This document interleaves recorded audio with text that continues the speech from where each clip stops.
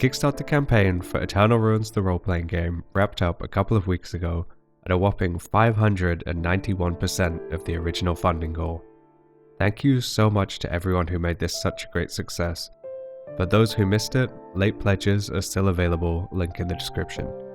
I'll talk a bit more about that later in the video, but for now, enjoy.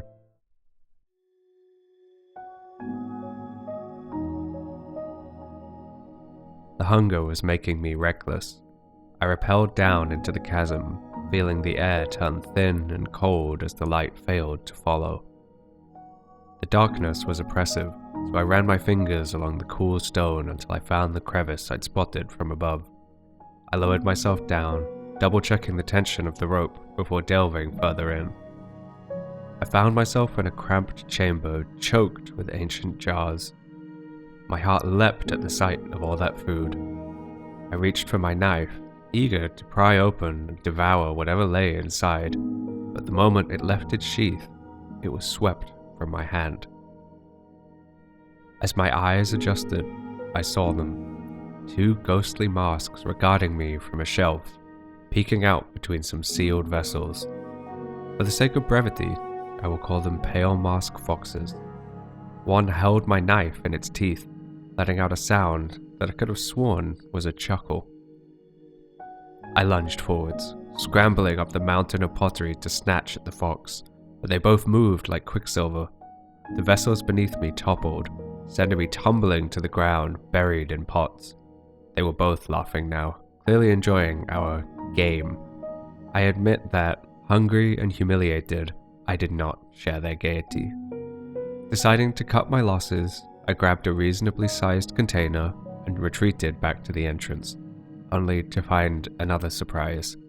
My rope was gone. A stray breeze had snagged it on a protrusion high up the sheer wall, far beyond my reach. I sat against the cold stone by the exit, trapped. My belly rumbled. I rummaged in my cloak and found the very last of my food, a few sweet cherries. The pale masks peered at me from the shadows of the jars, curious but cautious. As I savored the sweetness, they slinked closer. I instinctively tried to guard my food, but something strange came over me. I tossed a couple of cherries toward them. They caught the fruit mid-air and devoured them instantly. The fox holding my knife gave a soft chuckle and dropped the blade into my lap, then tapped its delicate paw against the sealed jar I had taken. They were hungry too. Not wanting to risk them changing their minds, I slid the knife under the seal of the ancient vessel. It gave a satisfying pop as it came loose. Inside was a dark red jelly, fragrant with fruit and sweetness. The foxes began lapping it up immediately. After a moment, I joined in. I opened many more, and there, in that forgotten larder, we had our feast. Afterwards, we sat dozing, our bellies swollen and mouths dyed deep purple from the different pastes and preserves. Eventually, they nudged me back to alertness, pacing towards the back of the chamber and waiting for me to follow. They led me through the tumbled jars to a crack in the wall, hidden behind a curtain of hanging ivy. It was a tight squeeze, but I pressed through the narrow tunnel until the sound of lapping water filled my ears. We emerged into a grotto of soft moss and a gentle running stream. By the time I realized the Palemask Foxes had saved my life, they were already vanishing into the gloom. I waved and wished them well. It was only later, as I settled down for camp, that I realized my knife was gone again. So I want to try something new and talk a bit about the design process for these foxes. I actually really struggle with drawing animals. It's probably my biggest weakness. I can make it work, but it takes a lot longer for me to get it right. I sketched these during the Christmas break while I was nice and relaxed, and was surprised with how they came out. I didn't want to jinx it by messing with them after that, so I pretty much used them as is. The Palemask Fox was created by Rob Lee, game designer and writer for Eternal Ruins the role-playing game.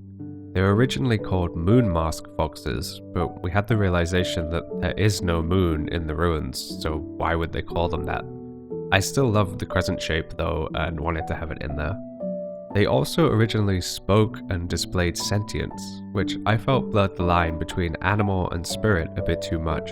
In the end, they were adapted to be very intelligent animals instead, acting on instinct and following clever but predictable behaviors. For some reason, I imagined them having more golden fur than red. Perhaps it varies on where in the ruins you are. Specifically the gold color from Pokemon Gold for some reason. I guess I was thinking of Pokemon while I drew these, and that game is really nostalgic for me. After messing around with trying to find the right color, I ended up googling the cartridge and color picking from that. I wanted to make the crescent on the fox's head glow a little. I want all of the fauna in the ruins to be a bit magical, not just stand-ins for real-world animals, to represent the tone and mystical setting of the eternal ruins. Is it a part of their fur or something else? A wanderer will have to try and tame one to find out. So the Kickstarter is over. It's been a crazy past few months preparing for the campaign, and I'm so grateful that it went well. In many ways, this is a new chapter for the project.